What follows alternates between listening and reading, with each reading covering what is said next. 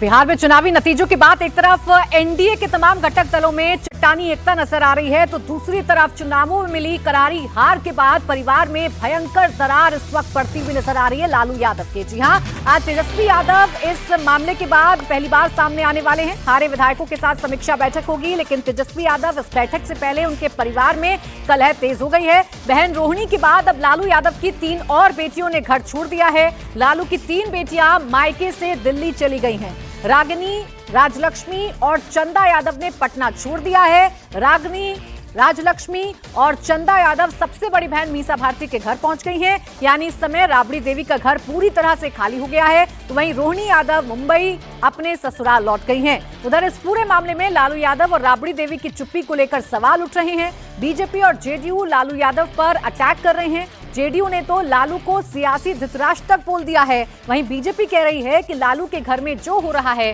वो उनकी परिवारवादी सियासत का नतीजा है।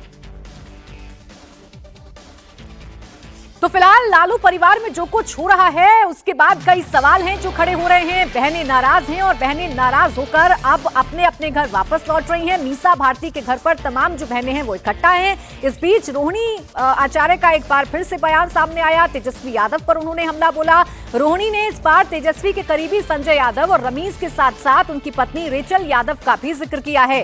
रोहिणी ने कहा कि उन पर चप्पल किसने चलाई, इसका जवाब तेजस्वी से लीजिए। तेजस्वी की पत्नी रेचल यादव से पूछिए, तेजस्वी के खास संजय यादव और रमीज से पूछिए। रोहिणी ने एक बार फिर दोहराया कि जब उन्हें अपमानित किया जा रहा था तो उनके माता पिता रो रहे थे। पिता लालू यादव को दी गई किडनी को गंदी किडनी बोलने पर रोहिणी बेहद गुस्सा हैं। कह रही हैं कि हर बार बेटी ही क्यों बलिदान दे, घर के बेटों से भी सवाल होना चाहिए। आपने कहा था कि चप्पल चलाया गया। चप्पल चलाने की बात आपने कही। आराम से अब आप लोग जाकर के वहाँ इंक्वायरी कर लीजिए। सही बात है, रोहिणी जो बोलती है सच बोलती है, और जिसको भी कंडेम करना आकर के सामने मेरे सामने बैठवाइए। रोहिणी जी चप्पल आराम से चलाया था। रोहिणी जी आप आराम से बात करिए। आप ये बात जाके तेजस्वी यादव, ये बात जाकर के तेजस्वी यादव किसके शह पे हुआ है उनसे जाके पूछिए। संजय यादव से पूछिए, रेचल यादव से पूछिए। पीछे का लड़का हो जाएगा।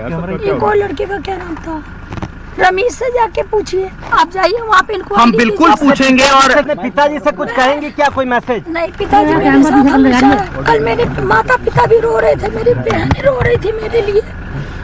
मुझे भगवान ने मुझे सौभाग्य दिया कि मुझे मेरे इस तरह के माता पिता मिले जो मेरा हर समय मेरा साथ दिए।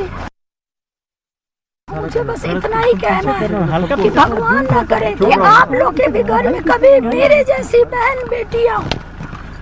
जिस घर में भाई हो, भाई लोग का ही योगदान होना चाहिए। काहे सारा बलिदान बेटी लोग दी। और जब बेटी कुछ सवाल पूछे तो आप बोल दीजिएगा कि अब ससुराल में जाओ, तुम्हारा शादी हो गया। मैंने सिर्फ अपने भाई को अपने घर से निकाला है।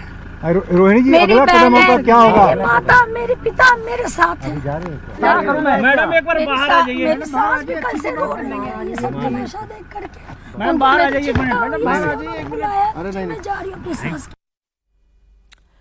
एक तरफ बहनें हैं जो नाराज चल रही हैं, मीसा भारती के घर पर बहनें इकट्ठा हैं, तो दूसरी तरफ तेज प्रताप यादव जिनको पहले ही घर से बाहर निकाल दिया गया, पार्टी से बाहर निकाल दिया गया, वो बहन के अपमान पर तमतमाए हुए हैं।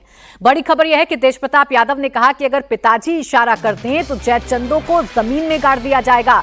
बहन रोहिणी के चप्पल उठाने की बात सुनने के बाद से मन में आग लगी हुई है। तेजस्वी की बुद्धि पर पर्दा पड़ गया है।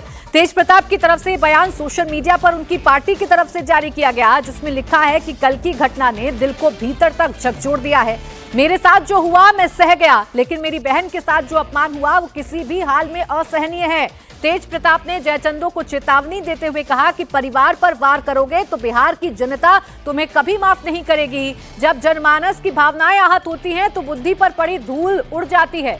इन जयचंदों के चेहरों ने तेजस्वी की बुद्धि पर पर्दा डाल दिया है। इस अन्याय का परिणाम बेहद भयावह होने वाला है। रोहिणी आचार्य घर छोड़ चुकी हैं, घर की दरार खुलकर सामने आ चुकी है और इस पर जीतन राम मांझी का बयान भी सामने आ गया है। उन्होंने कहा कि रोहिणी और दूसरी बहनों का घर छोड़ना दुखद है। तेजस्वी ने पहले तेज प्रताप को घर से निकाला और अब अपनी बहनों को। मांझी ने कहा तेजस्वी ने ऐसा क्यों किया, ये जांच का विषय। रोहिणी आचार्य और उनके और सब बहन जो बाहर निकली हैं, इसको मैं बहुत बड़ा दुखद मानता हूँ। हमारा परिवार जो संयुक्त परिवार है सब चलता है और ख़ास करके बहनों को विशेष करके तरजीह दी जाती है। लेकिन तेजस्वी प्रसाद किस ज़रूरियत में इस तरह का काम किए हैं, ये जांच का विषय है। तेजस्वी प्रसाद सही बात है कि सबसे पहले अपने भाई को, बड़े भाई को घर से निकलवाया और फिर अब बहन लोगों को निकलवाया। उस बहन को इसने किडनी तक दे दिया और उस बहन को कहता है गंदा किडनी दे दिया, पैसा ले लिया। ये शर्मनाक बात है। इस चीज़ को तो हम समझते हैं कि बिहार की जनता बर्दाश्त नहीं करेगी। और इस वक्त एक बड़ी खबर आपको बता दें जो दिल्ली ब्लास्ट से जुड़ी हुई सामने आ रही है। दिल्ली ब्लास्ट केस में अरेस्ट आमिर की पेशी हुई है। आमिर को पटियाला हाउस कोर्ट में पेश किया गया है। एनआईए उसकी रिमांड मांग रही है। एनआईए ने आमिर रशीद को दिल्ली से गिरफ्तार किया था। आमिर के नाम पर वो I-20 कार रजिस्टर्ड थी जिसका इस्तेमाल आतंकी उमर ने ब्लास्ट के लिए किया। आमिर जम्मू कश्मीर के पंपोर का रहने वाला है और दिल्ली और आसपास के इलाकों में उमर और आमिर एक साथ कई जगहों पर नजर भी आए हैं। आमिर रशीद अली ने ही उमर के साथ दिल्ली में कार धमाके की साजिश रची। आमिर ने ही फरीदाबाद के रॉयल कार जोन से वो I-20 कार खरीदी थी जिसका इस्तेमाल आतंकी उमर ने धमाके के लिए किया। इसने ही कार खरीदकर उमर को दी।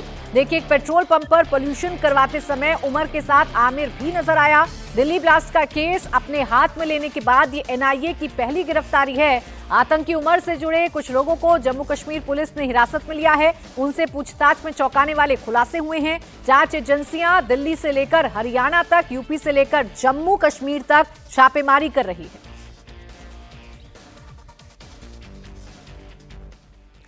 अतुल मेरे सहयोगी इस वक्त जुड़ गए हैं ज्यादा जानकारी के साथ। अतुल बताइए, ये आमिर कितनी इंपॉर्टेंट कड़ी हो सकती है इस पूरे केस में?